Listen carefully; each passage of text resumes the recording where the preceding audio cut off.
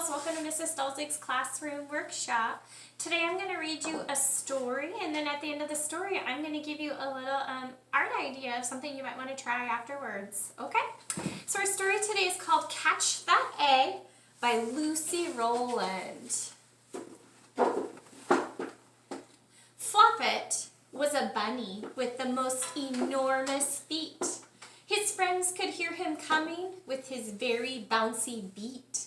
He liked to skip, he liked to hop, he liked to jump around, and he loved the boingy noises as he bounced along the ground. You hear those boingy, boingy, boingy? I can hear it. But one day, in his burrow, as he hopped across the floor, his mom said, "Stop it, Floppet! I can't take it anymore. You're making such a racket. Can't you go outside to play?" So Floppet thought, "I'll find my friends," and hopped off on his way. But Chicken was too busy. She was guarding lots of eggs when Floppet came a-jumping on his long and hoppy legs. "Stop it, Floppet," Chicken said. "Your noisy feet will shake them. My eggs are very precious. It's important not to break them." Sheep was in her sleepy lambs, all curled up in the hay, when Floppet came a-skipping and a-hopping up that day. "Stop it, Floppet," muttered Sheep. "You're making so much sound. Hop off toward the cow shed now and see if Cow's around." But Cow was with her baby calves and looked a little busy when Floppet came a-hopping by and left her feeling dizzy. "Stop it, Floppet," grumbled Cow. "They're learning how to walk." Well, hi, Bella. You want the story? Here's our cat. "Your bouncing isn't helping, and I don't have time to talk." Chloe, can you take Bella? Bye, Bella. Bye, Bella. So Floppet tried his other friends, but Dog and Cat and Pig said, "Stop it, Floppet. Quiet now.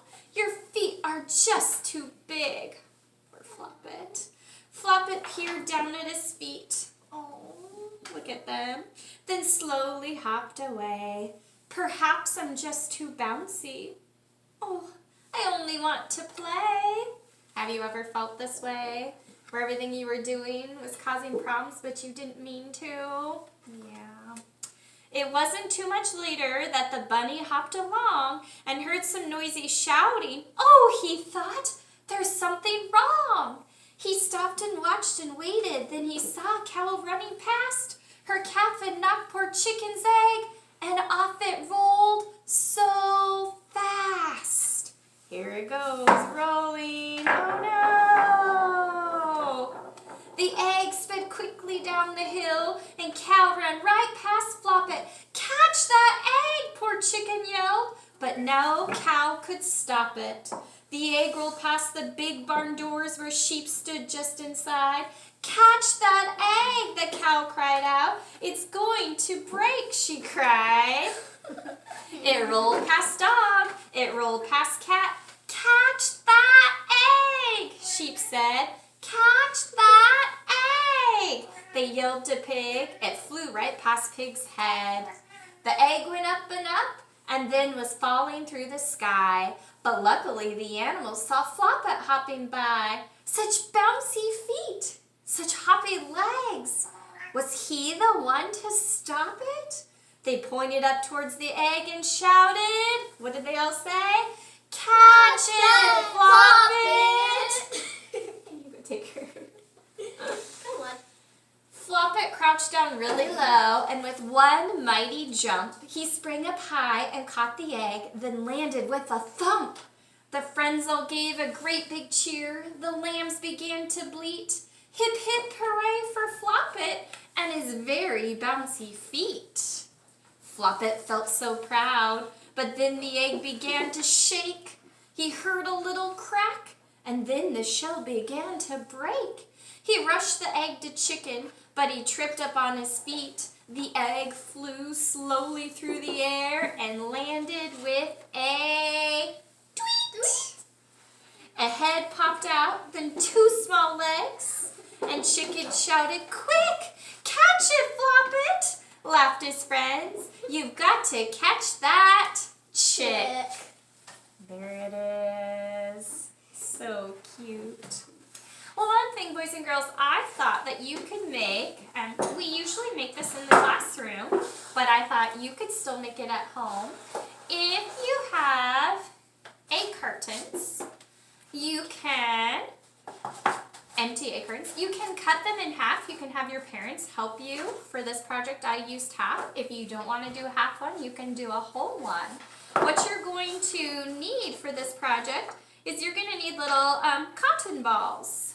If you don't have cotton balls, you could use plastic eggs, you could use rocks, you could use little socks, you could use whatever you have to be creative.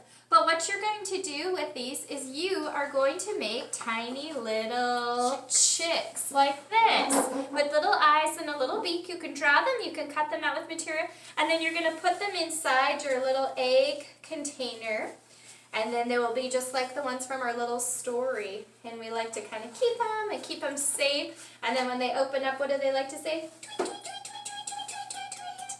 And you can pretend take care of these. But we hope this is something fun that you can do. And it's made out of materials, hopefully, that you have lying around the house. So we hope you enjoyed this project. And we hope you enjoyed our story. And don't forget that you're all unique and special in your own way. Take care, everybody. Bye. Bye.